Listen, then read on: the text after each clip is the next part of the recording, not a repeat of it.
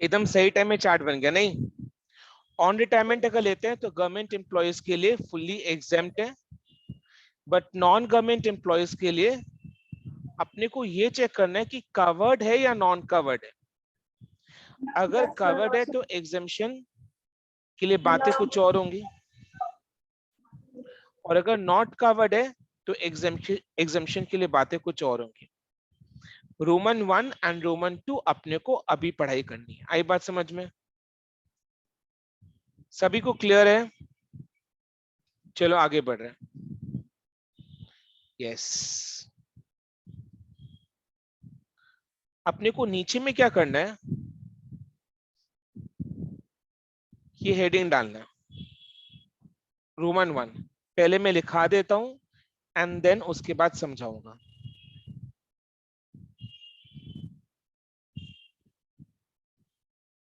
नीचे में लिखना है, चार्ट के नीचे में। चार्ट का कंटिन्यूएशन नहीं है, this is not continuation of chart, because chart में ऑलरेडी अपने रेफरेंस दे चुके हैं वन, रोमन 1 एंड रोमन 2 का। तो this is not continuation of chart. Chart के नीचे नहीं लिखना है, मतलब चार्ट का कंटिन्यू करके नहीं लिखना है इसको, चार्ट के कंटिन्यूएशन में नहीं लिखना है, चार्ट के अलग से लिखना है, बिकॉज चार्ट में ऑलरेडी रोमन 1 एंड रोमन 2 का अपने इंडेक्सिंग डाल चुके हैं, covered under gratuity act.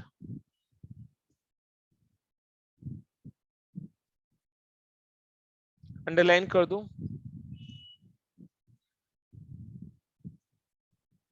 Least मतलब इनमें से कम, least of the following is exempt. देखो गवर्नमेंट को अगर एग्जेम्पशन देना होता है ना तो कंजूसी से देता है। सो एग्जेम्पशन के लिए आप हमेशा देखोगे they use the word least of the following shall be exempt. Least of the following shall be exempt. Government को अगर एग्जेम्पशन देना होता है तो कंजूसी से देता है, तो क्या बोलते हैं, इनमें से जो कम होगा वो अमाउंट ऑफ एग्जेम्पशन है। करीब 3 लिमिट में बताऊंगा, 3 लिमिट में बताऊंगा, उन तीनों में से जो सबसे कम है वो अमाउंट ऑफ एग्जेम्पशन है। सपोज पहला लिमिट अगर 10 रुपया है, दूसरा अगर 20 रुपया है, तीसरा अगर 30 रुपया है, तो एग्जेम्पशन कितना है? 10 रुपया, 10 रुपया। तो 3 लिमिट में बताऊंगा, तीनों में से सबसे कम अमाउंट होगा वही एग्जेम्पशन का अमाउंट है।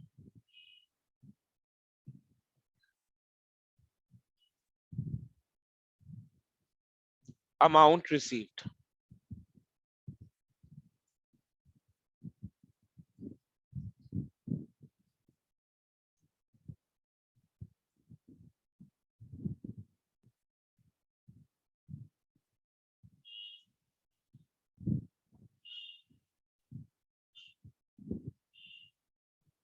₹20 लाख।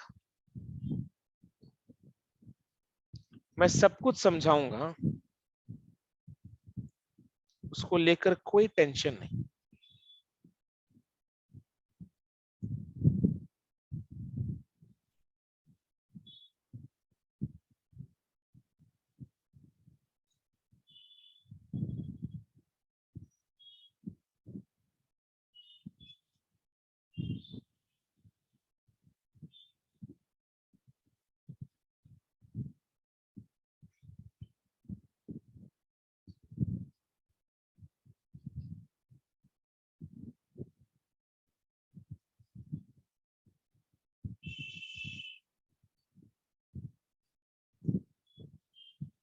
आप कॉलेज जाते हो टीएचके वाले? सर मेरा तो बैठ चुका है, हम नहीं जा पा रहे बात के लिए। विशाल? हाँ सर, बहुत कम जाते हैं, ज्यादा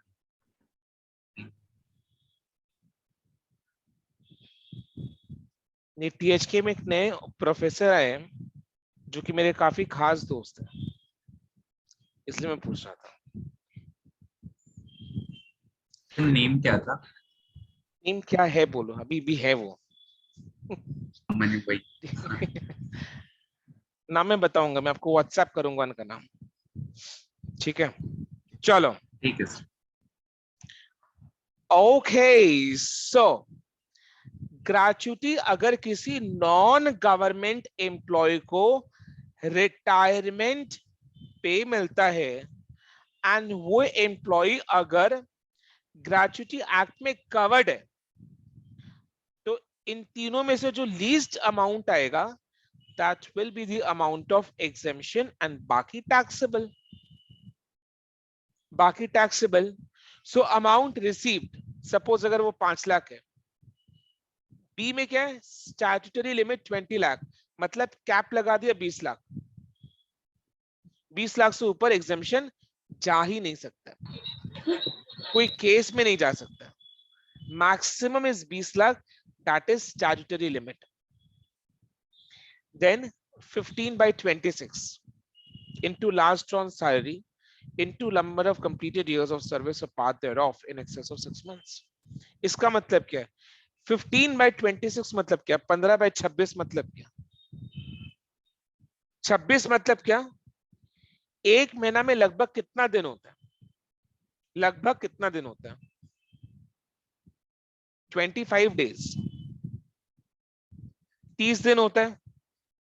एक महीना में लगभग 30 डेज होता है. 30 डेज, कभी 31, कभी 30, कभी 31, कभी 30, यानी कि 30 तो होता ही है हर महीना में, खाली फेब को छोड़कर 30 तो होता ही है. एक महीना में करीबन कितने संडेज हो जाते हैं? लगभग 4 संडेज होते हैं.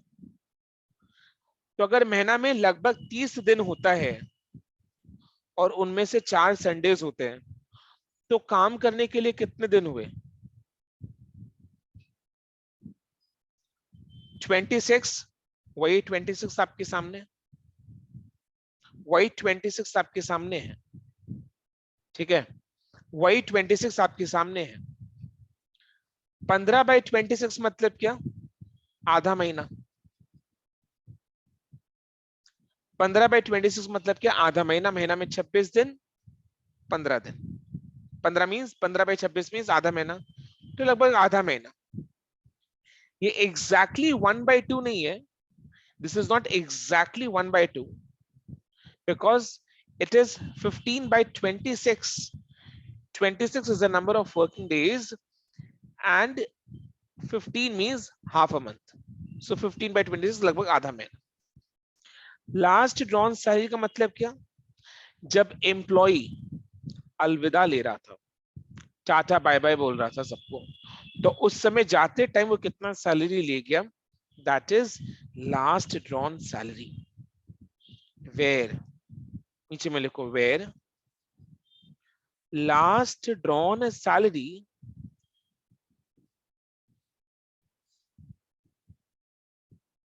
is equal to salary at the time of retirement.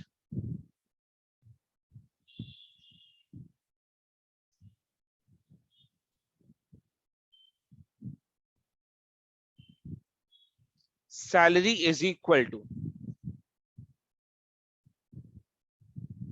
basic pay plus dearness allowance. Sir basic पे मतलब क्या होता है? ये जब अपने जॉब करेंगे ना, तो अपने ये देखेंगे कि अपना सैलरी स्ट्रक्चर में बेसिक पे लिखा हुआ. अपने जब जॉब करेंगे तो अपना जो सैलरी स्ट्रक्चर उसमें बेसिक पे लिखा हुआ रहता है. बेसिक पे का मतलब क्या होता है? आपको जो मेन काम करने के लिए पैसे दे रहे हैं, आपका जो मेन काम है ना, उसको करने के लिए जो पैसे दे रहे हैं. सैलरी में मैंने बोला ना, इर्द गिर्द बहुत सारे आइटम्स होते हैं, bonus, commission, allowance, etcetera etcetera etcetera. Basic पे का मतलब क्या होता है? बेसिक पे, जो आपको मेन काम करने के लिए पैसे मिल रहे हैं, दैट इज बेसिक पे. मेन काम करने के लिए जो पैसे मिलते हैं, दैट इज बेसिक पे. डियरनेस अलाउंस का मतलब क्या होता है? अलाउंस का मतलब क्या होता है? बेसिकली खर्चा पानी देना. पूजा कोई बोले मेरे को भूख लगी है सर, मैंने उसको क्या किया? 500 रुपया दिया और बोला कि जा पूजा, जा जा जी ले अपनी जिंदगी. ठीक है, तो I have allowed Pooja Goyal to satisfy her hunger, so that 500 rupees is called allowance. तो एम्प्लॉयर अगर एम्प्लॉय को खर्चा पानी देता है, खर्चा निकालने के लिए पैसे देता है, मैंने पूजा गोयल को लंच अलाउंस दिया, समझ पाए ना, मैंने पूजा को क्या दिया अभी, लंच अलाउंस दिया, खर्चा पानी, खर्चा निकालने के लिए जो पैसे देते हैं that is allowance. Dearness allowance का मतलब क्या होता है, देखो जब चीजें महंगी हो जाती है पूजा, तो क्या होता है, वो चीजें हमें और प्यारी लगने लगती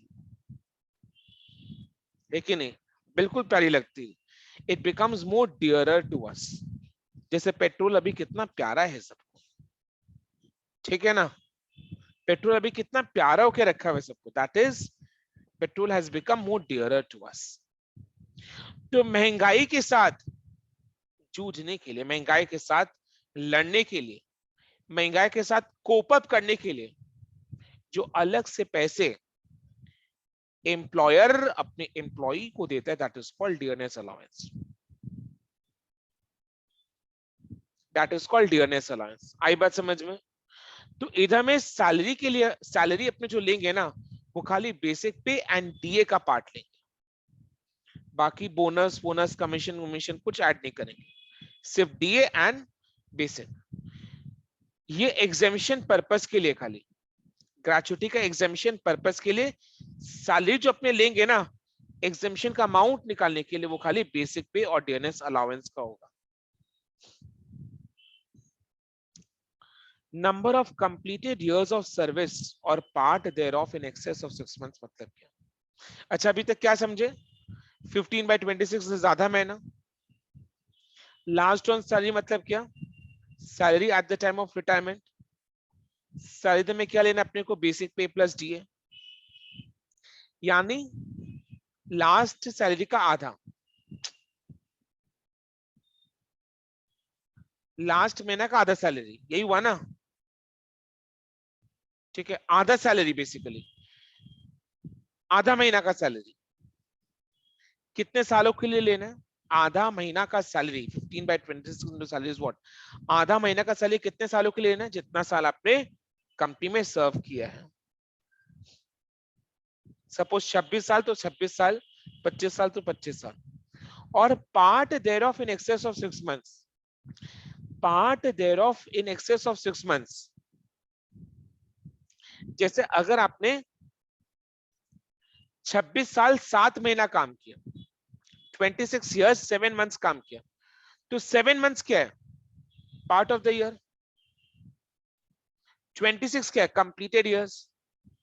26 7 months काम किया मतलब क्या, 26 कंप्लीटेड ईयर्स काम किया, 7 months part of the year, because ये पूरा महीना नहीं, पार्ट ऑफ द ईयर है 7 months। क्या ये 7 months मोर देन 6 months है, यस सर। यस। तो अपने क्या करेंगे, इसको अपर राउंडिंग ऑफ कर देंगे। अपर राउंडिंग ऑफ करने का मतलब क्या, अगर 26 years 7 months हुआ तो उसको 27 years लेंगे, इसको पूरा एक साल मान लेंगे। यानी अगर पार्ट ऑफ द ईयर 6 महीना से ऊपर होता है तो उसको एक साल मान लेंगे, यानी 26 years 7 months is equal to 27 years। अगर 26 years 6 months हुआ तो 26 years। 26 ही लेंगे, because part of the year 6 महीना इज नॉट एक्सीडिंग 6 months, तो खाली 26 लेंगे। अगर 26 years 3 months हुआ तो 26 years। अभी भी 26 years है। आई बात समझ में। सो ये है, so 15/26 into last on salary into number of completed years of service or part thereof in excess of 6 months। लिख लिया, okay। अगर not covered under gratuity act हुआ तो क्या करना है, देखना, लिखो, देखो मैं क्या क्या चेंज करूं पहले देख लो। Not covered under gratuity act, least of the following shall be exempt। A B same amount का होगा, इधर में 15/26 की जगह 15/30, 15/30, 15/26 की जगह 15/30। सर ऐसा भेदभाव क्यों, मैं बताऊंगा। 15/30 means half. Average drawn salary के लास्ट ड्रॉन सैलरी की जगह क्या लेंगे,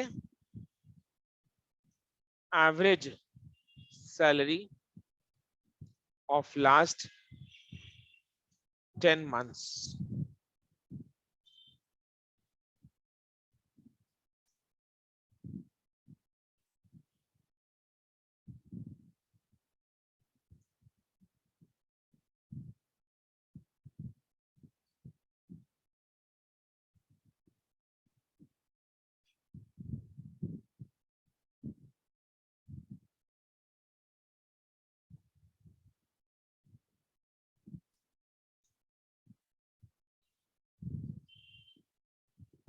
सर आप स्क्रीन प्रेजेंट कर रहे हो क्या? स्क्रीन प्रेजेंटेशन दिख रहा है तो हाँ सर दिख रहा है। किसको नहीं दिख रहा? नमन को नहीं दिख रहा है, रिफ्रेश करना पड़ेगा। हाँ, एक बार लॉग आउट करके लॉग इन कर तो लमन। Okay sir.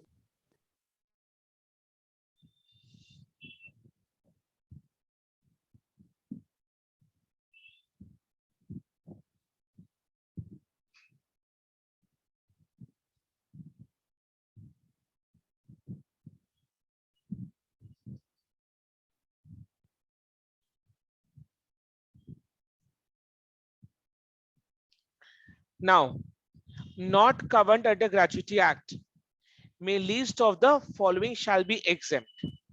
Amount received 20 lakh एकदम सेम है। 15/26 की जगह हाफ आ गया। कैलकुलेटर में 15/26 करो तो कितना आ रहा है? कैलकुलेटर में 15/26 करो कितना आ रहा है? और चैट बॉक्स में मेरे को बताओ। 0.576। 0.57, 0.57।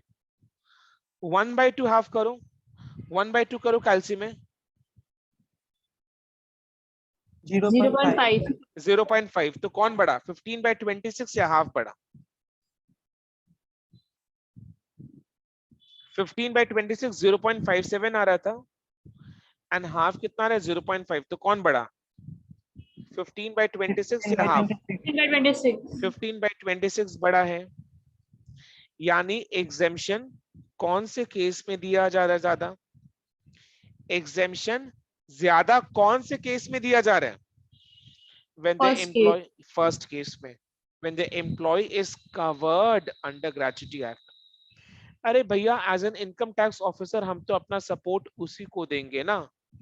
As an income tax officer हम अपना सपोर्ट उसी को देंगे जो कवर्ड है। जो नॉट कवर्ड है उसको मेरा उतना सपोर्ट नहीं मिलेगा।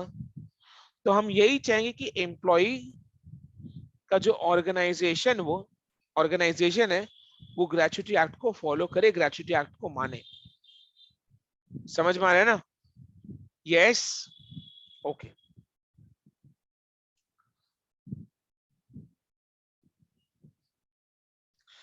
आज क्या है, 9 अप्रैल 2022 है। मेरे को बता, मेरा अप्रैल का सैलरी ज्यादा बड़ा होगा या पिछले अप्रैल का सैलरी ज्यादा बड़ा होगा?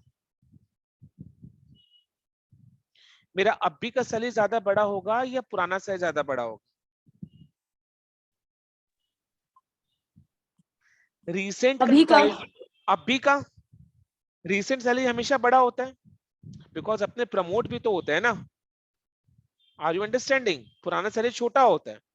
कब कंपनी में स्टार्ट किए थे काम करना उतना ही सैलरी मिलता था, छोटा सा मिलता था। अब देखो कितना मिलने लग गया। तो रीसेंट का सैलरी हमेशा ज्यादा होता है और पुराना सैलरी हमेशा कम होता है। जो पहला वाला केस है उसमें एकदम तरो ताजा सैलरी लिए हैं, last drawn salary, last drawn salary. आई बात समझ में? लास्ट ड्रॉन से एकदम तरोताजा लिए। और जो दूसरा केस है उसमें क्या कर रहे हैं, पिछले 10 महीने का एवरेज सैलरी। तो किस केस में ज्यादा आएगा एग्जेम्पशन का अमाउंट, पहला या दूसरा? बोलो। पहले केस में आएगा। पहले केस में आएगा, बिकॉज पहला केस में अपने लास्ट ड्रॉन सैलरी ले, एकदम रिसेंट, एकदम तरोताजा। और दूसरे केस में पिछले 10 महीना का सैलरी ले, उसका एवरेज। 10 महीने का टोटल सैलरी बाय 10 करके ले रहे ना, लास्ट 10 मंथ्स का सैलरी टोटल करके बाय 10 ले रहे, तो उसमें पुराना सैलरी भी घुस गया, उसमें पुराना सैलरी भी घुस गया। तो ये वाले केस में, सेकंड केस में एग्जेम्पशन कम है, यानी गवर्नमेंट सेकंड वाले केस में एग्जेम्पशन कम करना चाह रहा है हर एंगल से। 15/26 बना 15/30 यानी हाफ, वैसे कम करा।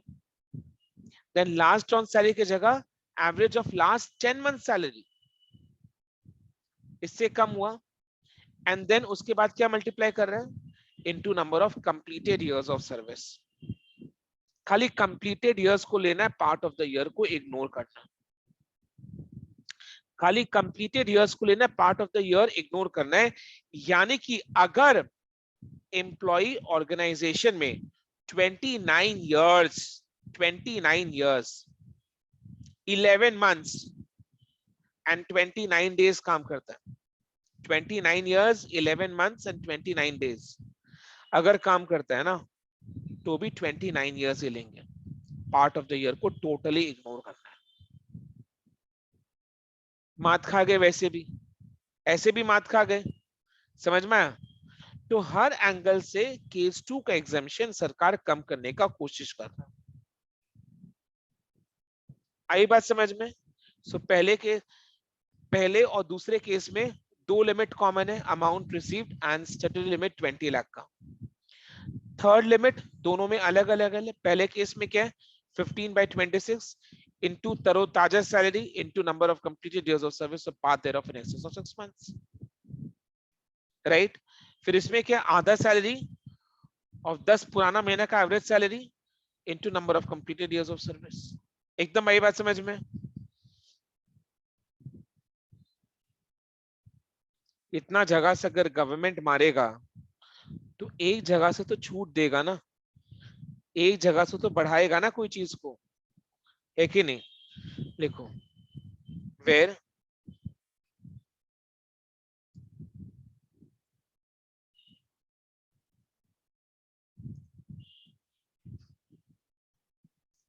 average salary is equal to last 10 months total salary by 10।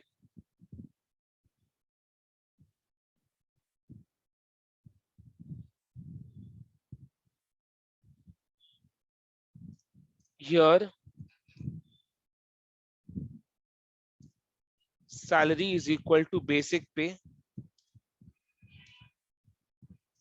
plus dearness allowance। DA means dearness allowance forming part। जो मैं लिख रहा हूं उसको पहले लिखो, फिर मैं समझाऊंगा।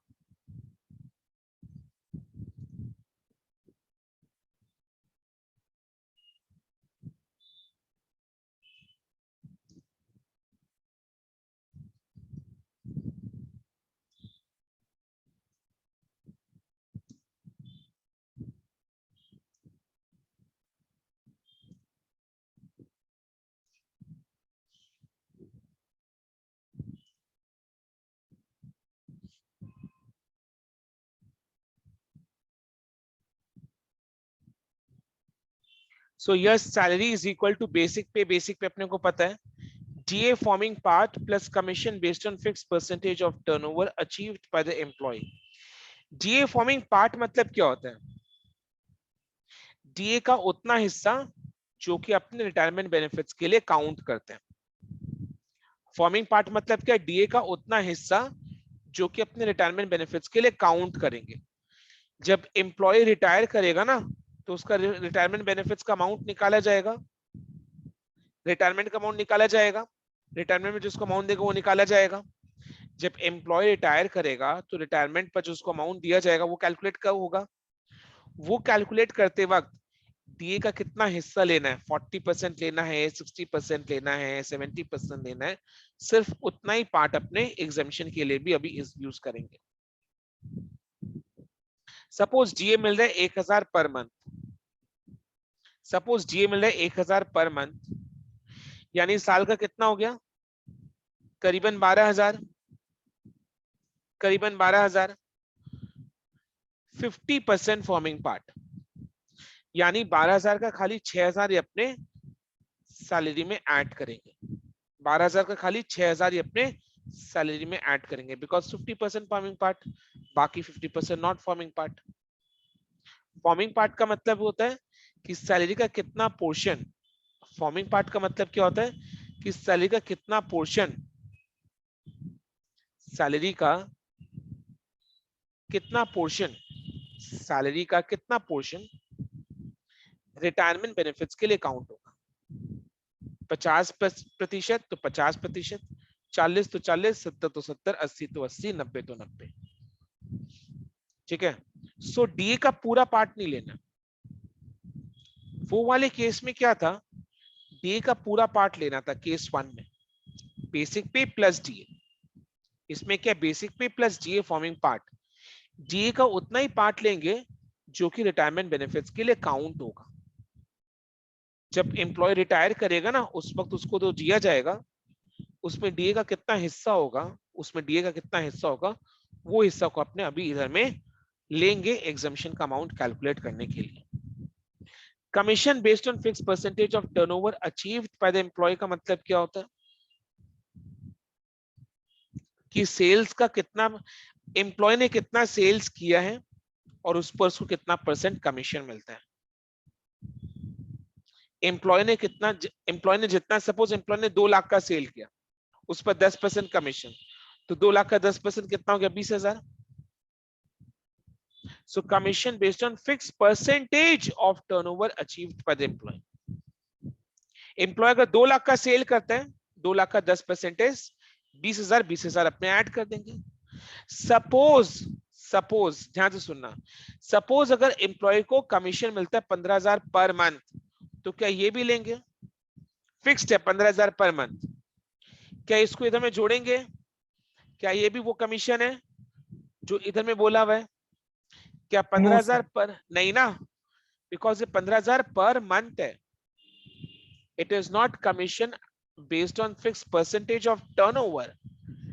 ये तो कमीशन फिक्स्ड नेचर का है, तो उसको हर महीना ही 15,000 का कमीशन मिलेगा, तो ये वाला कमीशन अपने नहीं लेंगे एग्जेम्पशन कैलकुलेट करने के लिए। कौन सा लेंगे, वो commission which is based on fix percentage of turnover. Suppose अगर कमीशन इज 2% ऑफ प्रॉफिट, क्या इसको लेंगे अपने, answer is no, commission based on fix percentage of turnover achieved by the employee. Suppose अगर ऐसा हुआ commission is 5% of the sales, total sales, 5% of total sales, इसको भी नहीं लेंगे because sales should be achieved by the employ.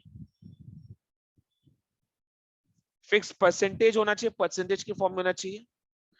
Turnover मतलब sales achieved by the employee, employee ने जितना सेल किया वो वाले टर्नओवर पर कमीशन का परसेंटेज। आई बात समझ में, यस और नो? तो क्विकली रिकैप करवा रहा हूं, पहला ग्रेचुइटी का मत, पहला कोई इनकम सैलरी इनकम कब कहलाएगा, कोई भी इनकम सैलरी इनकम कब कहलाएगा, जब पेयर और पे के बीच में एम्प्लॉयर एम्प्लॉय का रिश्ता होगा तब। सैलरी के बहुत सारे कंपोनेंट्स होते हैं, उनमें से एक कंपोनेंट रिटायरमेंट बेनिफिट है। आज अपने रिटायरमेंट बेनिफिट का पहला पार्ट को समझ लिए, दैट इज ग्रेचुइटी। ग्रेचुइटी में स्टैंड अलोन अपने आप में 5 नंबर का क्वेश्चन आता है, 2019 में आया हुआ भी है। नेक्स्ट क्लास स्टार्ट करने से पहले हम लोग वो 2019 में जो ग्रेचुइटी पर 5 नंबर का क्वेश्चन आया था उसको क्लास में सॉल्व करेंगे, देन ग्रेचुटी में और बहुत सारे सम्स अपने सॉल्व करेंगे ताकि ग्रेचुटी का कंसेप्ट एकदम क्रिस्टलाइज हो जाए, राइट? Okay, yes. ग्रेचुटी की ग्रेचुटी अपने को कैसे मिल सकता है? During the course of employment मिल सकता है या ऑन रिटायरमेंट मिल सकता है। अगर एम्प्लॉयमेंट के दौरान मिला तो फुल्ली टैक्सेबल, अगर रिटायरमेंट में मिला तो गवर्नमेंट एम्प्लॉयज के लिए fully exempt. Non government employees के लिए थोड़ा एग्जेम्पशन है, वो थोड़ा किस पर डिपेंड करता है? कवर्ड नॉट कवर्ड पर। अगर कवर्ड हुआ तो least of the following shall be exempt. Amount actually received 20 lakh, 15/26 into last drawn salary into number of completed years of service or part thereof in excess of 6 months। समझ में आया ना? 15/26 मतलब महीना में 30 दिन होता है, उसका 4 संडेज माइनस कर दो, 15/26। 15/26 हाफ से ज्यादा होता है। लास्ट ड्रॉन सैलरी का मतलब क्या होता है? Salary at the time of retirement, जब वो रिटायर कर रहा था तब, into number of completed years of, yes. Last drawn salary का मतलब क्या होता है? Salary at the time of retirement. Salary का में कौन से कंपोनेंट लेंगे? Basic pay plus DA. DA पूरा लेंगे, इसमें डीए पूरा होगा, basic pay plus DA, DA पूरा होगा, राइट? तो 15/26 into last drawn salary into number of completed years of service of part thereof in excess of 6 months। यानी अगर 26 years 7 months सर्व किए तो 27 लेंगे, 26 years 3 months सर्व किए तो 26 लेंगे, 26 years 6 months सर्व किए तो 26 लेंगे। यानी कि अगर part of the year 6 month से ज्यादा हुआ तो उसको एक ईयर मानेंगे। नॉट कवर्ड में क्या? पहला दो लिमिट एकदम सेम है, 20 लाख अमाउंट रिसीव्ड का। तीसरा लिमिट क्या बोलता है? Half, 1/2 into average salary of last 10 months। Last 10 months, yes, पिछले 10 महीनों में जो टोटल सैलरी है उसका एवरेज, यानी बाय 10 करके। पिछला 10 महीना में जो टोटल सैलरी है उसका एवरेज बाय 10 करके। समझ में आया ना? Into number of completed years of service.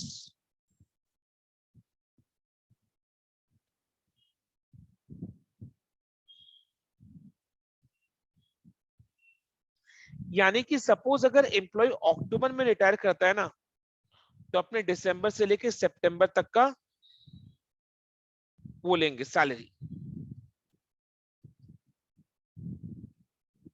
लिखो example,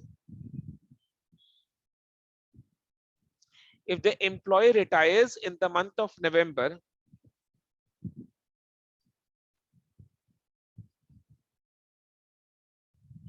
if the employee retires in the month of November, if the employee retires in the month of November,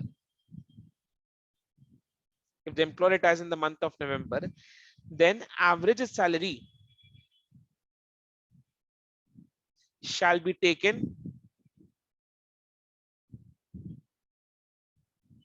then average salary shall be taken from the month of January till October।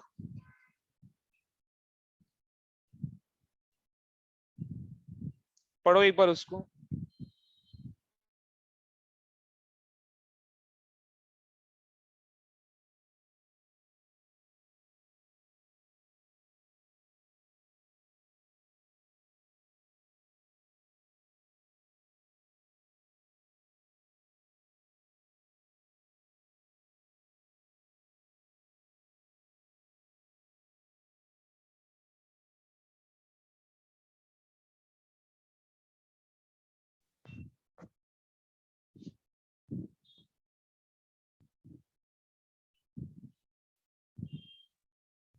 आई बात समझ में? Right. तो salary मतलब जिस महीना retire कर रहे हैं ना, पहले वाले केस में क्या था? जिस महीना रिटायर करे उस महीने का सैलरी लेंगे। ये वाले केस में क्या? जिस महीना में रिटायर कर रहे हैं उससे पिछले 10 महीना का सैलरी का एवरेज। लास्ट का क्या लाइन लिखा है पूजा को एक बार रिपीट करना प्लीज, अनम्यूट करके।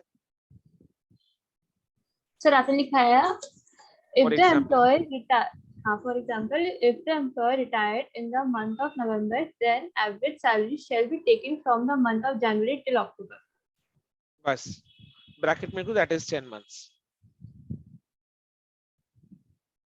that is 10 months preceding the month of retirement. Bracket में मत लिखना इसको, that is 10 months preceding the month of retirement. आई बात समझ में? राइट. सो ग्रेचुइटी एम्प्लॉयमेंट के टाइम मिलेगा, फुल्ली टैक्सेबल. रिटायरमेंट में मिला तो गवर्नमेंट एम्प्लॉयज के लिए fully exempt. Non government employees के लिए कुछ एग्जेम्पशन है. नॉन गवर्नमेंट एम्प्लॉयज के लिए कुछ एग्जेम्पशन है. कवर्ड, अगर कवर्ड है तो amount receive 20 lakh 15 by 26 into last drawn salary, यानी salary at the time of retirement, into number of completed years of service or part thereof in excess of 6 months. Last drawn salary का मतलब क्या? Salary at the time of retirement. Salary year means basic plus DA, पूरा DA लेंगे. And अगर not covered हुआ तो पहला दो लिमिट सेम है, तीसरा लिमिट क्या बन जाएगा? Half into average of last 10 month salary. जिस महीने रिटायर किए उस महीने को छोड़कर पहला 10 महीना, इससे पिछले 10 महीना का टोटल सैलरी का बाय 10 करके average into number of completed years of service. Part of the year को इग्नोर करेंगे,